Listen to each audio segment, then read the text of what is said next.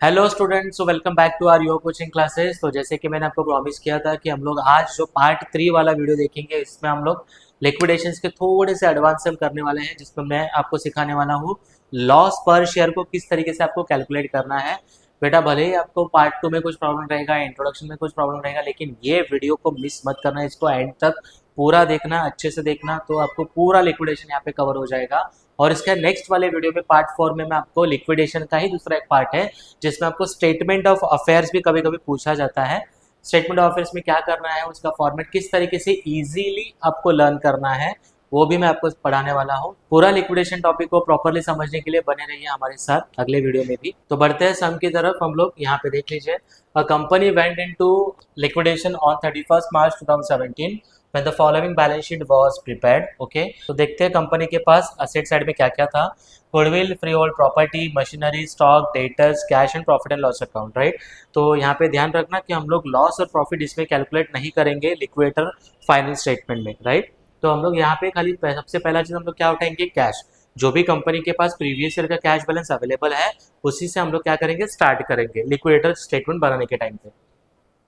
अभी यहाँ पे लाइब्रेरी साइड में जो ऑथोराइज का पार्ट दिया है, इसको आपको नहीं देखना है।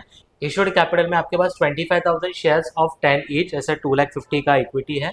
ओके, शेयर्स है। अनसिक्योर्ड क्रेडिटर्स है 50,000, बेटा यहाँ पे ध्यान से देखना।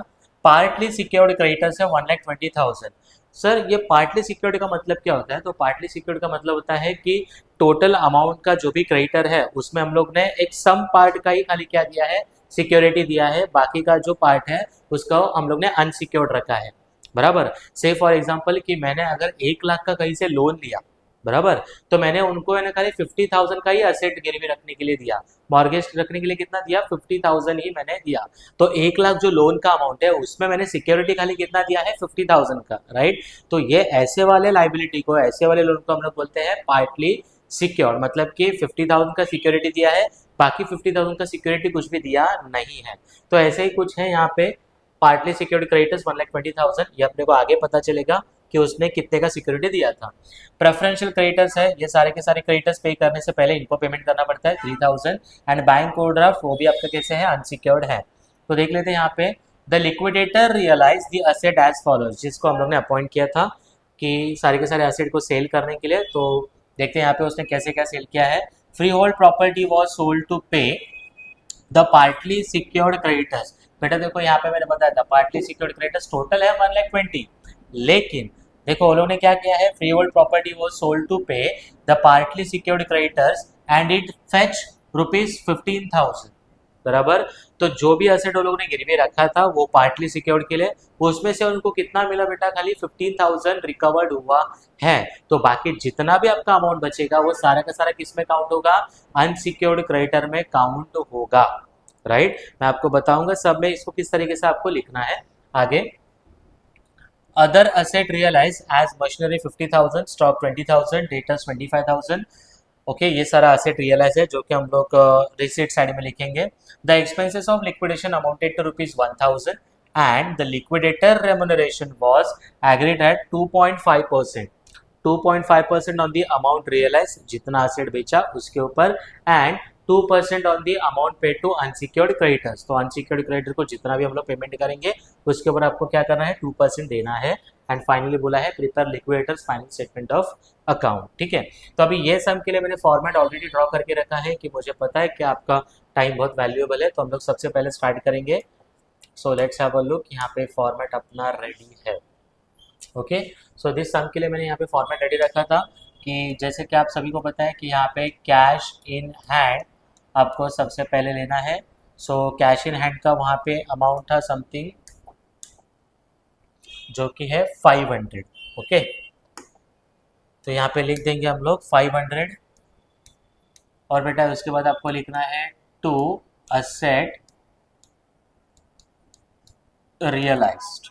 ओके, तो असेट रियलाइज में जो जो लोग ने रियलाइज किया था वो सारा चीज़ हम लोग को यहाँ पे लेना पड़ेगा। तो देख लेते हैं यहाँ पे उन्होंने क्या क्या सेल आउट किया था। जैसे कि यहाँ पे बताया, देखो फ्री होल्ड प्रॉपर्टी का वो लोग ने किया था, लेकिन ये सिक्योर्ड का था तो उसको हम लोग अलग से लिखेंगे। Okay, other asset realise machinery 50, stock 20, debtors 25। तो machinery, stock and debtors, machinery stock and debtors, तो यहाँ पे लिख देंगे हम लोग।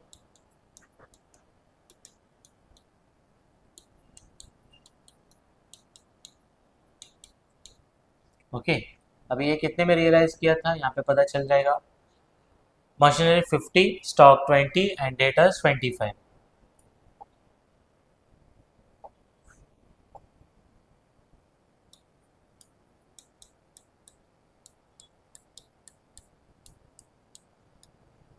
टोटल यहाँ पे हो जाएगा बेटा 95,000।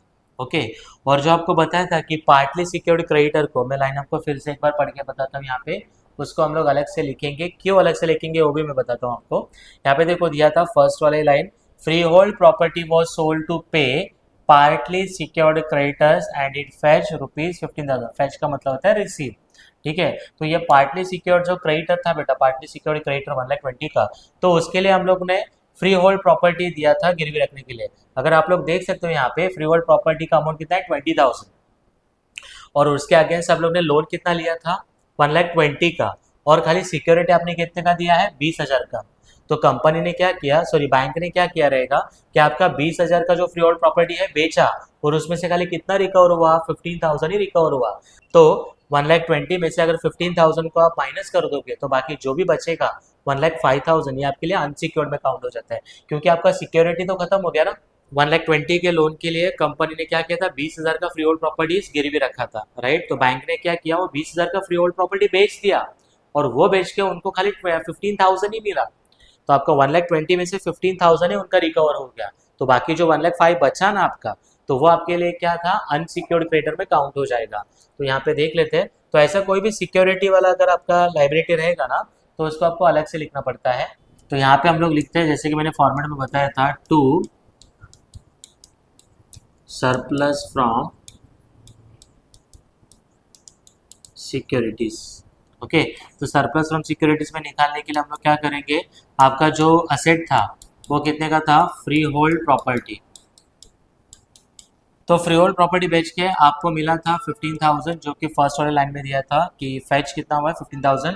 तो आपका जो पार्टली सिक्योर्ड लोन था, आपका जो क्रेडिटर था, उसमें से भी खाली रिकवर्ड कितना हुआ रहेगा बैंक का 15,000।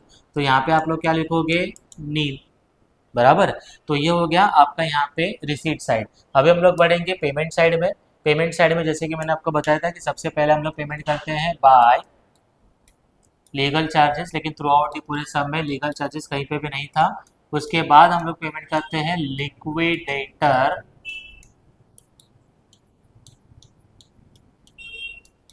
रेम्युनरेशन। ओके, और लिक्विडेटर का रेम्युनरेशन भी यहाँ पे दिया था कि आपको कितना देना है उसको, लिक्विडेटर रेम्युनरेशन। ओके, तो लिक्विडेटर देखो यहाँ पे, the liquidator remuneration was agreed 2.5% on the amount realise, 2% on the amount paid to unsecured creditors. लेकिन ये अनसिक्योर्ड क्रेडिटर का कमीशन हम लोग बाद में निकालेंगे, सबसे पहले हम लोग असेट रियलाइज का निकालेंगे, और जितना असेट उसने रियलाइज किया है उसके ऊपर ही आपको निकालना है। तो उसमें कौन सा अमाउंट काउंट होगा, कैश को कभी भी काउंट करने का नहीं, क्योंकि कैश तो कंपनी के पास ऑलरेडी था, ये लिक्विडेटर ने नहीं लेके आया था कैश, ये ऑलरेडी था। तो यहाँ पे लिक्विडेटर ने कौन सा कैश लेके आया, ये 15,000, इसको हम लोग ऐड करेंगे। उसके बाद जो अदर एसेट रियलाइज था 50,000, 20,000 एंड 25,000, ये सब का हम लोग यहाँ पे टोटल करेंगे, और उसके ऊपर उसका 2.5% कमीशन निकालेंगे, जितना उसने एसेट को रियलाइज किया है। तो इनका हम लोग टोटल लेंगे यहाँ पे।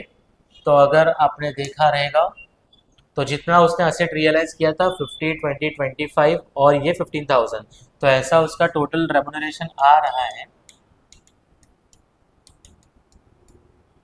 असेट रियलाइज 1,10,000, ये सब का टोटल करके। ये असेट उसने बेचे थे, और ये वाला, ये कैश तो ऑलरेडी कंपनी के पास था, राइट। सो 1,10,000 के ऊपर 2.5% अगर निकालेंगे, तो यहाँ पे आपका कमीशन आ जाएगा उसका रेम्युनरेशन 2,750। तो ये फर्स्ट रेम्युनरेशन मिल गया आपको 2.5% ऑन असेट रियलाइज 2,750, और जो दूसरा वाला एक कमीशन था जो कि था 2% on the asset, sorry amount paid to unsecured creditors, को हम लोग बाद में कैलकुलेट कर लेंगे। ओके, तब तक हम लोग आगे बढ़ेंगे। तो अभी जैसे कि आपको बताया कि लीगल चार्जेस के बाद लिक्विडेटर रेम्युनरेशन, लिक्विडेटर रेम्युनरेशन के बाद हम लोग पेमेंट करते हैं बाय लिक्विडेशन एक्सपेंसेस को। ओके, तो देख लेते हैं यहाँ पे कि लिक्विडेशन एक्सपेंसेस का अमाउंट कितना है। Okay, the expenses of liquidation amounted to ₹1000। तो ये 1000 को हम लोग रिकॉर्ड कर लेते हैं बेटा यहाँ पे। तो 1000 लिखेंगे, 1000 का आपका लिक्विडेशन एक्सपेंसेस। ओके, अभी यहाँ पे मैंने ये कमीशन क्यों नहीं निकाला था, क्योंकि उन्होंने बोला है कि अनसिक्योर्ड क्रेडिटर को जितना पेमेंट करोगे उसके ऊपर एक कमीशन देना है, लेकिन मुझे भी पता नहीं है कि आगे जाके मैं उनको कितना पेमेंट करने वाला हूँ। तो सब पहले एक्सपेंसेस लिख लो, उसके बाद जो बचेगा उसके ऊपर हम लोग वो कमीशन निकालेंगे। तो लिक्विडेशन एक्सपेंसेस के बाद हम लोग पेमेंट करते हैं डिबेंचर होल्डर्स को। तो देख लेते हैं अपने पास डिबेंचर होल्डर्स कितने परसेंट वाले हैं। तो यहाँ पे देख लेते हैं डिबेंचर्स है क्या। तो आपको दिखाई दे रहा रहेगा यहाँ पे कि यहाँ पे डिबेंचर्स है ही नहीं, तो डायरेक्टली हम लोग को क्रेडिटर्स को पेमेंट करना है। ओके, सो क्रेडिटर को पेमेंट करने के टाइम पे आपको सबसे पहला पेमेंट करना होता है प्रेफरेंशियल क्रेडिटर्स को। अपना जो सीक्वेंस है, legal charges, liquidator remuneration, liquidation expense है, डिबेंचर, जो कि इसमें डिबेंचर है ही नहीं, तो हम लोग डायरेक्टली पेमेंट करेंगे क्रेडिटर्स को। तो क्रेडिटर्स को पेमेंट करने से पहले सबसे पहले आपको प्रेफरेंशियल क्रेडिटर्स को पेमेंट करना पड़ता है। तो यहाँ पे लिखेंगे बाय प्रेफरेंशियल क्रेडिटर्स, और प्रेफरेंशियल क्रेडिटर्स का अमाउंट यहाँ पे दिया है आपको 3000। यहाँ पे पेमेंट कर देंगे हम लोग 3000। ओके, तो यहाँ पे प्रेफरेंशियल क्रेडिटर्स को पेमेंट करने के बाद अभी आपको सारे के सारे अनसिक्योर्ड क्रेडिटर्स को पेमेंट करना है। तो शांति से अभी हम लोग देख लेते हैं यहाँ पे कि अनसिक्योर्ड क्रेडिटर्स कितने हैं। ओके, तो देखते हैं यहाँ पे अनसिक्योर्ड क्रेडिटर्स। तो आप भी कैलसी कर सकते हो। यहाँ पे बैंक ओवरड्राफ्ट 500 का है, अनसिक्योर्ड क्रेडिटर्स यहाँ पे 50,000, सो 50,500। ओके, और पार्टली सिक्योर्ड में से उनका 15,000 ही रिकवर हुआ था। देखो यहाँ पे दिया था free hold property was sold to pay the partly secured creditors 15,000। तो इसमें से सिक्योरिटी माइनस करके 15,000 माइनस करके इसमें कितना बचेगा बेटा 1,05,000। ये 1,05,000, ये 50, 1,55,000 और ये 500, 1,55,500। तो आपका टोटल, ओके मैं यहाँ पे लिख देता हूँ, यहाँ पे टोटल अनसिक्योर्ड क्रेडिटर्स है आपका 1,55,500। अभी यहाँ पे देख लेते हैं हम लोग कि अमाउंट सफिशिएंट है कि नहीं है। अगर सफिशिएंट है अमाउंट तो डायरेक्टली इसके ऊपर ही आपका क्या निकलेगा, ये रेम्युनरेशन निकलेगा जो सेकंड वाला था। और अगर अमाउंट इनसफिशिएंट नहीं रहेगा तो हम लोग क्या करेंगे बेटा, जो मैंने आपको प्रीवियस सम में फॉर्मूला दिया था उसको यूज करेंगे। ठीक है, तो आइए देखते हैं। एज यू कैन सी कि यहाँ पे देखो 95 और 500, 95 500 ही अपने पास है, बराबर। तो अभी देखना पड़ेगा कि बैलेंस अमाउंट कितना है। तो उसके लिए हम लोग को टोटल करना पड़ेगा। यहाँ पे हो गया 95,500, यहाँ पे हो गया बेटा 95,500। ओके, सो 95,500 में से अगर माइनस करोगे तो बैलेंस अमाउंट आपका दिखता है यहाँ पे, माइनस करेंगे, ये सबको माइनस करना है आपको। 95,500 में से 3,000, 1,000 और 2,750। तो यहाँ पे आपका जो अमाउंट बच रहा है 88,750 आपका यहाँ पे बैलेंस फिगर बच रहा है। और आपको अनसिक्योर्ड को पेमेंट कितना करना है बेटा, 1,50,000 और 500। तो यहाँ पे अमाउंट सफिशिएंट है क्या, नहीं है।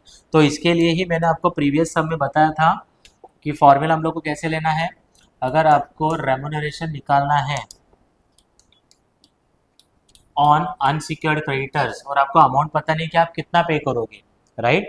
ये ऐसा अमाउंट है कि जिसमें हम लोग ने अब तक ये रेम्युनरेशन माइनस किया नहीं है, और हम लोग यहाँ पे कौन सा अमाउंट पे करेंगे, जो रेम्युनरेशन माइनस करके आएगा वो पे करेंगे ना। तो इसी में कितना कमीशन है वो देखने के लिए हम लोग क्या करेंगे, बैलेंस अमाउंट जो है 88,750 इंटू आपको करना है रेट। रेट कितना था 2% डिवाइडेड बाय 100 प्लस रेट, ऐसा प्रीवियस वाले सम में मैंने लिख के दिया है। सो 100 प्लस रेट मतलब कि 2, मतलब कि हो जाएगा यहाँ पे 88,750 इंटू 2 डिवाइड बाय 102। अगर करेंगे तो आपको ये भी कमीशन मिल जाएगा। तो यहाँ पे आपका आएगा 1740। तो यहाँ पे आपका आएगा 1740। तो यहाँ पे आपका टोटल आ जाएगा 4,490। तो इसके बाद हम लोग यहाँ पे बैलेंस फिगर निकालेंगे और यहाँ पे लिखेंगे बाय अनसिक्योर्ड क्रेडिटर्स। और अगर आपको इन सिंपली करना है, आपको फिर से माइनस नहीं करना, तो क्या करना बेटा, 88,750 आपके पास बचा था बैलेंस अमाउंट बराबर, उसमें से जस्ट 1740 को माइनस करो, तो आपको ये बैलेंस फिगर वाला अमाउंट ऑटोमेटिकली मिल जाएगा। क्योंकि हम लोग ने ये 95,500 में से ये सबको ही तो माइनस किया था, खाली यही बचा था, तो ये कमीशन तो हम लोग ने अभी फाइंड आउट कर लिया है।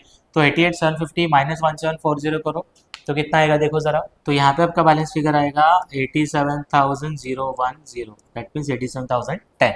तो कुछ इस तरीके का ये सम था। अभी नेक्स्ट वाले सम में हम लोग देखेंगे कि उसमें लॉस पर शेयर कभी निकालने का है और किस तरीके से उसको फाइंड आउट करना है, ठीक है। तो चलिए स्टूडेंट बढ़ते हैं नेक्स्ट सम की तरफ, जिसके लिए मैंने आपको बहुत सारा इंट्रोडक्शन देके रखा था कि लॉस पर शेयर कौन सी सम में निकालना है और किस तरीके से निकालना है, वो अभी हम लोग ये सम में देखेंगे।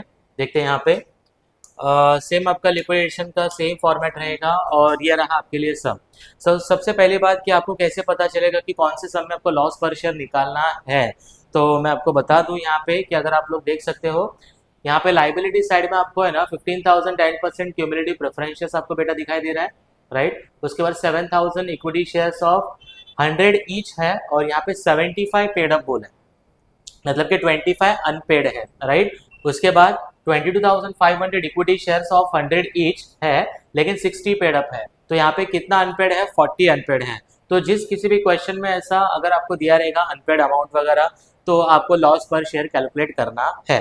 वो कैसे करना है वो हम लोग आगे देखेंगे, ठीक है।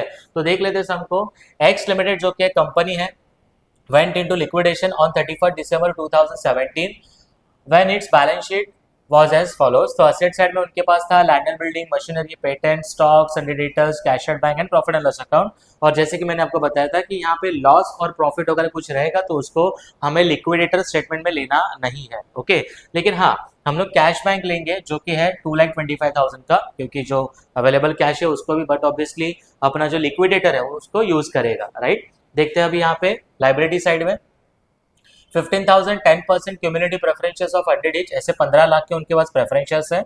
7,500 इक्विटी शेयर्स ऑफ 100 ईच, ऐसा 75 पेड अप 5,62,500 के उनके पास क्या है, इक्विटी शेयर्स है, ओके। उसके बाद 22,500 इक्विटी शेयर्स ऑफ 100 ईच, लेकिन 60 पेड अप है, 100 मिलना चाहिए था लेकिन 60 पेड है, ऐसा 13,50,000 का उनके पास क्या है, equity shares. 15% debenture secured by the floating charges 7,50,000, okay. Interest outstanding on debenture, मतलब कि जो ऊपर डिबेंचर है उसका इंटरेस्ट 1,12,500 पे करना बाकी है, और क्रेडिटर्स आपको दिया है 9,56,250। तो ये है सारा उनका लाइबिलिटीज। तो जैसे आपको बताया था कि लिक्विडेटर क्या करेगा, सारे के सारे असेट को टेक ओवर करेगा और लाइबिलिटी को टेक ओवर करेगा। असेट सोल्ड आउट करके जो भी पैसा आएगा उसमें से वो सारे के सारे ड्यूज को, लाइबिलिटीज को क्लियर करेगा, ठीक है। तो अभी देखते हैं कि लिक्विडेटर ने किस तरीके से सारे के सारे ड्यूज को क्लियर किया है। तो जैसे कि आप लोग यहाँ पे देख पा रहे हो, preference dividend were in arrear for 2 years. तो यहाँ पे 2 साल का आपका प्रेफरेंशियस का डिविडेंड पे करना बाकी है। हम लोग थोड़ा एक अमाउंट देख लेते हैं, ओके। तो प्रेफरेंशियस का डिविडेंड बहुत सारे बच्चे लोगों ने कैलकुलेट करने के लिए नहीं आता है। आई नो कि आपको भी शायद नहीं आता होगा, तो मैं आपको बता दूं कि किस तरीके से करना है। प्रेफरेंशियल का जो भी अमाउंट है, फुल्ली पेड अमाउंट है, फुल्ली पेड अमाउंट 15 लाख, उसके ऊपर आपको 10% निकालना है, ये होता है उसका रेट ऑफ डिविडेंड। सो 15 लाख का 10% निकालोगे तो बट ऑब्वियसली कितना आएगा, 1,50,000, एक जीरो को आपको हटाना है। तो ऐसा आपका यहाँ पे प्रेफरेंशियल्स का डिविडेंड कितना बाकी था, 2 साल का। अगर 1 ईयर का 1,50,000 है तो 2 ईयर्स का कितना होगा, डबल 3 लाख, मतलब कि आपका 3 लाख का प्रेफरेंशियल्स का डिविडेंड पे करना बाकी है। उसको पे करना है कि नहीं वो देख लेते हैं आगे। And the creditors included preferential creditors of ₹38,000, मतलब कि ये जो आपको यहाँ पे क्रेडिटर्स का अमाउंट दिख रहा है 9,56,250, इसमें प्रेफरेंशियल का कितना है 38,000। तो बाकी बचा क्या रहेगा बेटा, थोड़ा याद करो, लास्ट वाले समय बताया था अनसिक्योर्ड क्रेडिटर्स रहेगा, राइट। क्रेडिटर्स में आपका 38,000 का प्रेफरेंशियल है और बाकी बचा आपका क्या रहेगा, unsecured creditors. The asset realise as follows, मतलब के लिक्विडेटर ने ये सारे असेट को बेचा है। लैंड एंड बिल्डिंग 9 लाख में बेचा, machinery 15 lakh, patents 2,25,000, stock 4,50,000 and the सन्डी debtors ₹6 lakh. तो ये आपका सारे का सारा कहाँ पे आएगा, रिसीट साइड में आएगा, right. The expenses of liquidation amounted to ₹27,250, ये लिक्विडेशन एक्सपेंसेस है। The liquidator is entitled to a commission of 3% on the asset realise, 3% on the asset realise except cash, मतलब कैश को छोड़ के, मतलब कि जितना भी उसने रियलाइज किया है उसके ऊपर हम लोग क्या करेंगे, 3% उसको कमीशन देंगे। जनरली दो कमीशन देना पड़ता है, दो रेम्युनरेशन देना पड़ता है लिक्विडेटर को। आपको बताया था प्रीवियस वाले सब में, some percentage on asset realise और some percentage on amount paid, right. तो यहाँ पे खाली एक ही रेम्युनरेशन दिया है, तो अच्छी बात है अपने लिए भी, okay. Assuming the final payment including those on the debenture were made on 30th June 2018, show the liquidators final statement of account. तो अभी यहाँ पे एक चीज नोटिस करना था आपको कि आपका जो डिबेंचर का अमाउंट है, फाइनल अमाउंट, वो आपने पे कभी किया है 30th जून। तो ये डेट देने का इनडायरेक्टली उनको क्या बोलना है कि 30th जून तक का आपको इंटरेस्ट भी उनको पे करना है, ठीक है। तो अभी हम लोग ये इंटरेस्ट भी पे करेंगे, तो स्टार्ट करेंगे सम को। तो सबसे पहले यहाँ पे देखेंगे कैश एट बैंक जो है 2,25,000, उसको आपको लेना है। हम लोग के फॉर्मेट में जाएंगे, तो कैश इन हैंड जो कि था उनके पास 2,25,000, ओके। उसके बाद हम लोग लेते हैं टू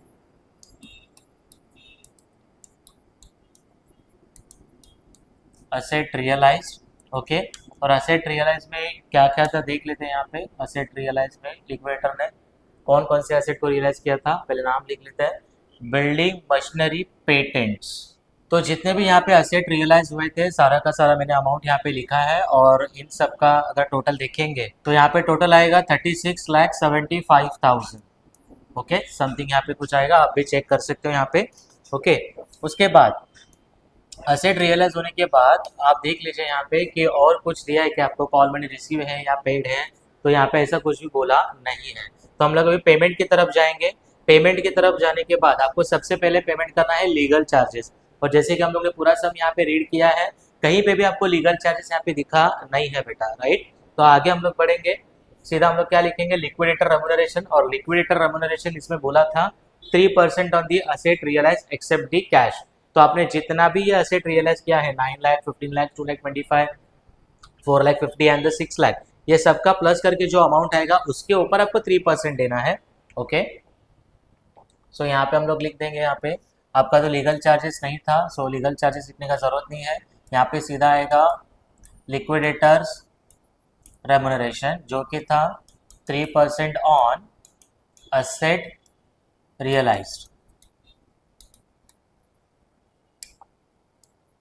असेट रियलाइज। तो यहाँ पे अगर देखा जाए तो असेट रियलाइज कैश को छोड़ के, राइट, कितना है 36,75,000 का। सो अगर देखा जाए तो अगर रेम्युनरेशन निकालेंगे, रेम्युनरेशन ऑफ द लिक्विडेटर 36,75,000 का अगर 3% निकालोगे तो समथिंग कुछ आएगा यहाँ पे 1,10,250। तो समथिंग आपका जो रेम्युनरेशन आएगा 1,10,250। सो 1,10,250 में यहाँ पे आउटर कॉलम में क्यों लिख रहा हूँ, क्योंकि यहाँ पे एक ही रेम्युनरेशन था। इसके बाद अगर आप शायद आपको पता रहेगा तो हम लोग पेमेंट करते हैं लिक्विडेशन एक्सपेंसेस का, लिक्विडेशन एक्सपेंसेस। और लिक्विडेशन एक्सपेंसेस आपको क्वेश्चन में दिया है बेटा, देख लेते हैं यहाँ पे, मैं आपको दिखा देता हूँ यहाँ पे। तो expenses of liquidation amounted to rupees 27,250। तो ये है आपका liquidation expenses 27,250, okay. Liquidation expenses के बाद बारी आती है डिबेंचर होल्डर्स को पेमेंट करने की, राइट। सो डिबेंचर होल्डर्स का हम लोग अमाउंट देख लेते हैं, क्योंकि हम लोग को इंटरेस्ट के साथ उसको पे करना है। तो यहाँ पे देख लीजिएगा 15% debenture secured by the floating charge, amount है 7,50,000। उसके बाद उसका जो ये इंटरेस्ट आउटस्टैंडिंग है 1,12,500, ये दोनों अमाउंट को आपको पे करना है। प्लस यहाँ पे जो आपको डेट दिया था ना कि the final payment including those on the debenture were made on 30th June 2018, आपने लास्ट पेमेंट किया है जून तक, तो आपको जून तक का इंटरेस्ट यहाँ पे देना पड़ेगा, क्योंकि यहाँ पे जो आपको इंटरेस्ट दिया है, इंटरेस्ट आउटस्टैंडिंग डिबेंचर, जो कि आप देख पा रहे हो 1,12,500। कुछ बच्चों लोग मुझे पूछते हैं कि सर यहाँ पे इंटरेस्ट तो कैलकुलेट करके दिया है, लेकिन बेटा यहाँ पे जो इंटरेस्ट दिया है ये दिसंबर तक का है, 31 दिसंबर। और हम लोग ने उनको फाइनल पेमेंट कभी किया है 30th जून। तो दिसंबर के बाद जैन से लेके जून तक का जो 6 मंथ का इंटरेस्ट है वो भी आपको उनको देना पड़ेगा, राइट। तो हम लोग पहले ये दोनों को लिख लेते हैं यहाँ पे, डिबेंचर 7,50,000 और इंटरेस्ट कितना 1,12,500, ओके। सो यहाँ पे लिखेंगे बाय 15% डिबेंचर्स जो कि था 7,50,000 का। उसके बाद यहाँ पे था bye interest on debenture, balance sheet वाला जो इंटरेस्ट था 1,12,500 था, बराबर। अभी और एक हम लोग इंटरेस्ट निकालेंगे, interest on debenture up to 30th June वाला, राइट। तो हम लोग यहाँ पे फाइंड आउट कर लेंगे interest on debenture up to 30th June 2018 का 6 मंथ का। तो डिबेंचर का जो भी अमाउंट है 7,50,000 आपको यहाँ पे लेना है, इनटू जो डिबेंचर का परसेंटेज होता है वही होता है उसका रेट ऑफ इंटरेस्ट। सो 15% का ही मतलब होता है 15/100 इंटू 6/12, क्योंकि जून तक का निकालना है, जैन टू जून। ओके, सो अगर देखा जाए तो यहाँ पे अगर आप सब कैलकुलेशन कर लोगे तो यहाँ पे अमाउंट आएगा आपका 56,250। तो ये जो इंटरेस्ट है 30th जून तक का 56,250 यहाँ पे आ जाएगा। ओके, सो यहाँ पे डिबेंचर का क्लेम यहाँ पे सेटल हो चुका है। ओके, डिबेंचर के बाद हम लोग पेमेंट करते हैं बेटा क्रेडिटर्स को। तो क्रेडिटर्स में भी दो पार्ट्स है, एक है प्रेफरेंशियल का और एक है अनसिक्योर्ड का, राइट। तो हम लोग देख लेते हैं कि प्रेफरेंशियल क्रेडिटर्स कितने का था। जैसे कि देखो यहाँ पे आपको क्रेडिटर्स दिया है 9,56,250 और नीचे यहाँ पे आपको बोला था एडजस्टमेंट में कि जो प्रेफरेंशियल क्रेडिटर्स हैं, creditors included preferential creditors rupees कितना है 38,000। तो पहले इसको हम लोग लिख लेंगे प्रेफरेंशियल क्रेडिटर्स को। While payment to the creditors, सबसे पहले आपको प्रेफरेंशियल क्रेडिटर्स को पेमेंट करना पड़ता है, देन आफ्टर आप अनसिक्योर्ड को पेमेंट करते हो। बाय प्रेफरेंशियल क्रेडिटर्स जो कि था 38,000 का, ठीक है। और मैंने अगर यहाँ पे चेक किया तो मेरे पास बहुत सारा अमाउंट है 36 + 2, तो अगर देखा जाए तो 38-39 लाख का मेरे पास अमाउंट है, तो मैं आगे भी पेमेंट कर सकता हूँ। इसके बाद मैं पेमेंट करूँगा अनसिक्योर्ड क्रेडिटर्स को। तो अभी अपना जो टोटल क्रेडिटर्स था, टोटल क्रेडिटर्स का अमाउंट था यहाँ पे 9,56,250। तो यहाँ पे लिख देंगे हम लोग टोटल क्रेडिटर्स था 9,56,250। अगर इसमें से 38 को माइनस करोगे, ये था आपका प्रेफरेंशियल, तो बाकी बचा आपका क्या रहेगा बेटा अनसिक्योर्ड क्रेडिटर्स। तो अगर इसको माइनस करेंगे तो समथिंग कुछ आएगा 9,18,250, ये आपका रहेगा अनसिक्योर्ड क्रेडिटर्स। तो हम लोग पे कर देते हैं इसको भी 9,18,250। ओके, अभी क्रेडिटर्स का क्लेम सेटल होने के बाद आपको पेमेंट करना है प्रेफरेंशियल होल्डर्स को, राइट। और प्रेफरेंशियल का पेमेंट होने के बाद जो भी कुछ अमाउंट बचेगा वो अल्टीमेटली जाता है इक्विटी शेयर होल्डर्स को। लेकिन यहाँ पे आपको बताया था क्वेश्चन में कि प्रेफरेंशियल का 2 साल का आपका डिविडेंड भी पे करना बाकी था। तो हम लोग प्रेफरेंस डिविडेंड भी कैलकुलेट कर लेंगे, मैं आपको क्वेश्चन में बता देता हूँ। यहाँ पे अगर देखोगे यहाँ पे preference dividend were in arrear for the 2 years, तो ये भी आपको डिविडेंड भी पे करना है। और प्रेफरेंशियल्स का अमाउंट है यहाँ पे आप लोग देख पा रहे हो, यहाँ पे 15 लाख का था, तो ये 15 लाख भी आपको देना है, प्लस ये 2 साल का डिविडेंड। ओके, कभी कभी इसमें प्रीमियम भी दिया जाता है, लेकिन ये सब में प्रीमियम नहीं था। तो अगर देखा जाए तो आपका 15 लाख का प्रेफरेंशियल था, उसके ऊपर आपको 10% निकालना है, क्योंकि प्रेफरेंशियल का परसेंटेज अगर आपने देखा रहेगा 10% था। ओके, सो ये था आपका 1,50,000 जो कि 1 ईयर का था। अगर 1,50,000 1 ईयर का है तो 2 साल का आपका हो जाएगा 3 लाख, राइट। तो हम लोग अभी यहाँ पे पेमेंट करेंगे बाय 10% प्रेफरेंस शेयर होल्डर्स, जो कि है उनका अमाउंट है 15 लाख, और बाय प्रेफरेंस डिविडेंड यहाँ पे हम लोग पेमेंट करेंगे कितने का है 3 लाख का हम लोग पे करेंगे। क्लियर है, तो प्रेफरेंस शेयर तक का पेमेंट हो चुका है। तो यहाँ पे हम लोग ने प्रेफरेंस शेयर तक का यहाँ पे क्लेम सेटल किया है। अभी फाइनली आपको पेमेंट करना है इक्विटी शेयर होल्डर्स को। तो बेटा पहले हम लोग देख लेते हैं यहाँ पे कि इक्विटी शेयर होल्डर्स के लिए कितना पैसा यहाँ पे बैलेंस है, राइट। तो हम लोग चेक करेंगे यहाँ पे कि डेबिट साइड का टोटल जो कि है, तो डेबिट साइड का टोटल यहाँ पे आपका आ रहा है बेटा 39 लाख,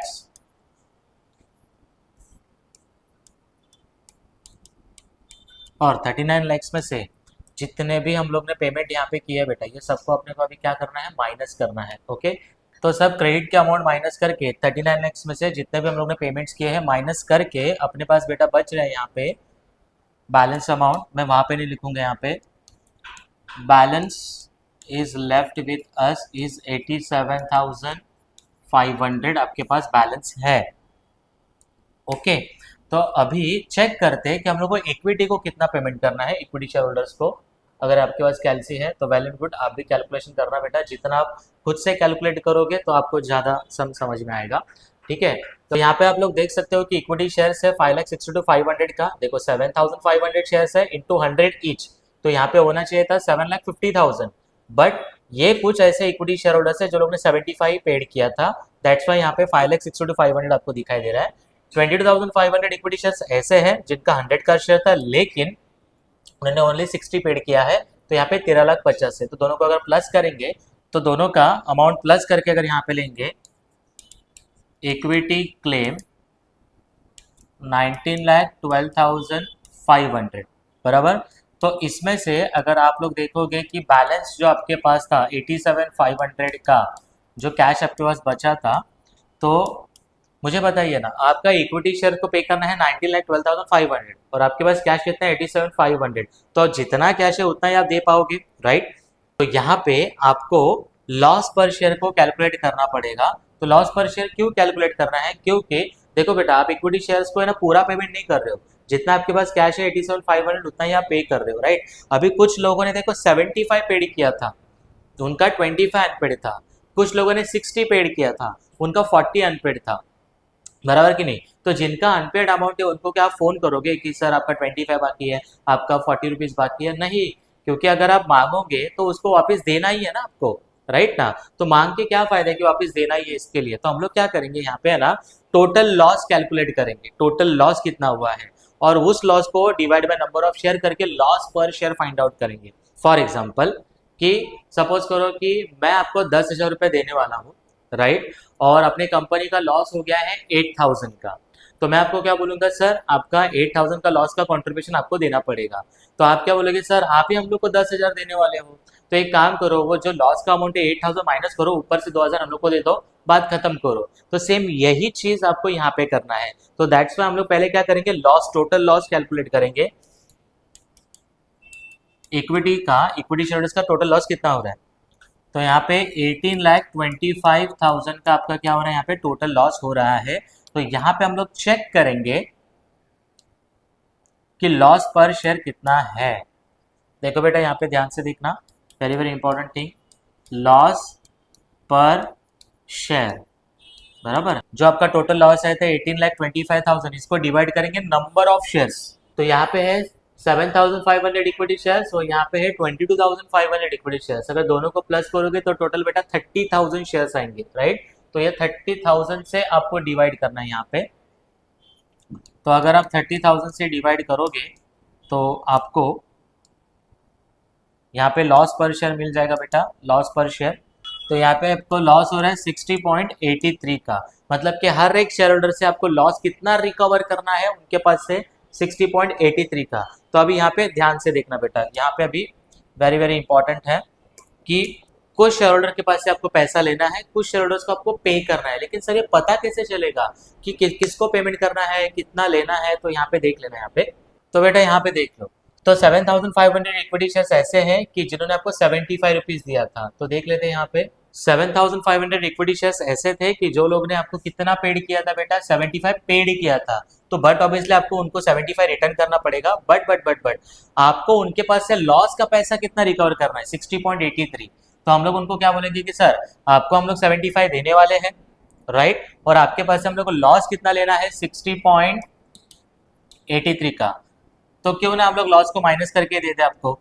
तो यहाँ पे अगर देखा जाए तो 75 माइनस 60.83, तो यहाँ पे आता है 14.17, 1666 आएगा, उसको हम लोग 17 कर लेंगे। तो इतना आपको क्या करना है बेटा, पेड करना है, क्योंकि देखो ना वो लोग ने 75 दिया था और लॉस का पैसा कितना लेने का था 60 रुपीज।